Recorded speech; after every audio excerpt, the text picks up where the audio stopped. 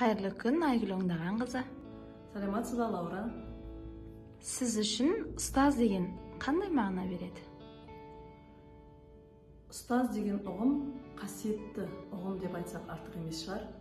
Жазушы Сәбит Мұқановтың сөзімен келтіретін болсам, мұғалім деген мамандық таза еңбек сүйетін мамандық иесі дегенді білдіреді дейді. Сондықтан да ұстаздық ұғым ол адал, адами қасиеті жоғары, таза еңбек сүйетін, жауапкершілігі жоғары, білімді, білікті, білгір маман деп білемін.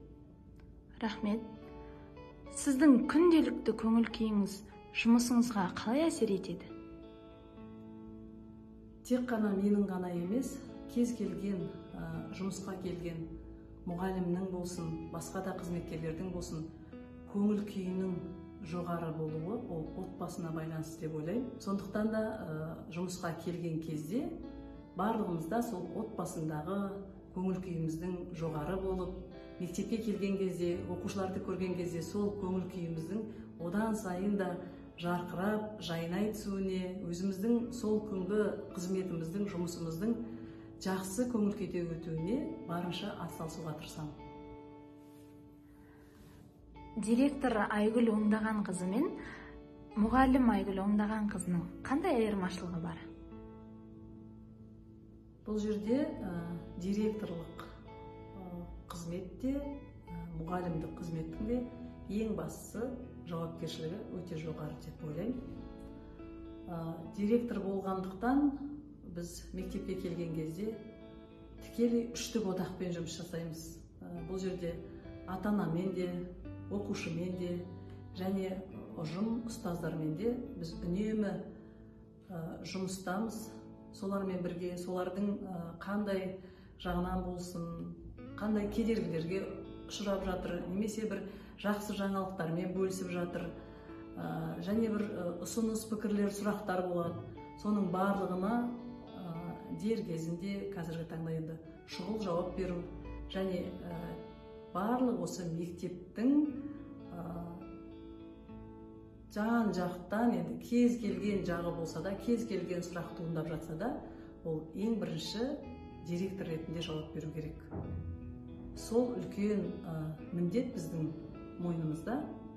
Ал мұғалімдік ол сабаққа кірген кездегі, 45 минут сабақ берген кездегі сол сабағына дайындығың, және сол сабақты қалай беріп шығамын, қалай оқушыға түсіндіремін, сол оқушылардан өзің сол берген сабағыңның нәтижесін көріп отырмын ба деген сұрақтар туындайды сол 45 минуттың ішінде. Сондықтан да екеуінің айырмашылығы міне сол осы уақытында деп ойлаймын. Қарап отырса, өйткені менің көп жұмыс уақытым директорлық қызметпен атқарылады, ал сабақ беруім енді ол соның бір бөлшегі ғана деп білемін. Сондықтан да ең басты нәрсе ол екеуі де жауапкершілік. Ол жерде екеуінде де оқушы отыр, ата-ана отыр. Жақсы, рахмет. Айгүл оңдаған қызы, сіздің сабақ беру барысында қолданатын бір құпия рецептіңіз бар ма?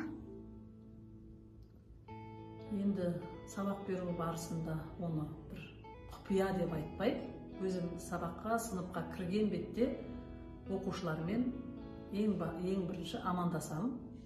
Және ол амандасып қана қоймаймын, олардың жағдайын сұраймын, көңіл күйлерін сұраймын, қалай, бүгінгі сабаққа деген көңіл күйлерін қандай болып тұр деген сияқты барлық сол сыныпта отырған оқушылардың көңілін өзіме аудартам, және олардың өздеріне де сол бүгінгі күнді бастауына қандай да бір көңіл күйлерінің болып жатқандығын енді бақылаймын.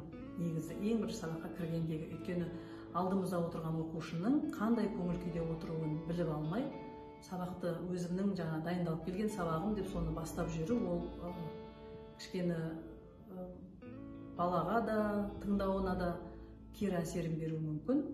Сондықтан ең бастысы сол оқушының көңіл күйін анықтап аламын. Содан кейін барып қана өзім сабағымды бастап, және ол сабақ бастаған кезде өткен сабақтарды ол міндетті түрде бекітемін. Өйткені өткен тақырыпты ол бүгінгі күнге дейінгі баланың қалай меңгеріп отқандығын білу үшін. Егер сіздің сабағыңызда бір оқушы тыңдамай жалығып отырса не істейсіз? Енді тыңдамай отырғандығы, ол енді жалығып отырса, ол болуы мүмкін. Өйткені кез келген мұғалімнің сабағында біз енді сабақты түсіндіріп жатқан кезде оқушылар, әсіресе бізде қазақ тілі мен әдебиет сабағында кездеседі.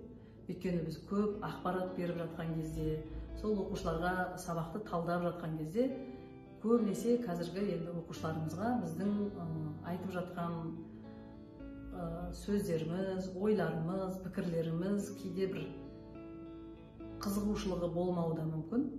Сондықтан да мен енді ол жағдайда дереу өзімнің жаңағы көбірек сөйлеп қойғанымды білем, түсініп, кішкене дауыс ырғағымды өзгертіп, басқа бір жаңағы баланы қызықтыратындай бір тапсырмаларға көңіл бөлем. Өзіңіздің әріптестеріңізді мерекесімен құттықтасаңыз. Құрметті менің ұжымым, әріптестерім, мұғалімдер, мына келе жатқан біздің төл мерекеміз құтты болсын. Ең бастысы адамның көңіл күйі жақсы болу үшін ең бастысы адамның өзі және отбасы, туған туысқандары, бала шағалары аман болу керек. Сондықтан да үйдегі отбасындағы жағдайларыңыз көңілді өтіп, жақсы болатын болса, жұмыстағы да сіздердің істеліп жатқан жұмыстарыңыз сәтті өтеді деп ойлаймын. Сондықтан ең басты дендеріңіз сау болсын, отбасыларыңыз аман болсын, бала шағаларыңыз бақытты ғұмырлы болсын. Мектебіміз тек қана биіктен көрініп, осы Абай атамыздың атын республикаға танымал мектептердің қатарында жүруге аянбай тер төге берейік. Барлықтарыңызға да сәттілік, жақсылық тілеймін. Рахмет сізге. Сізді де мерекеңізбен шын жүректен құттықтаймыз. Рахмет.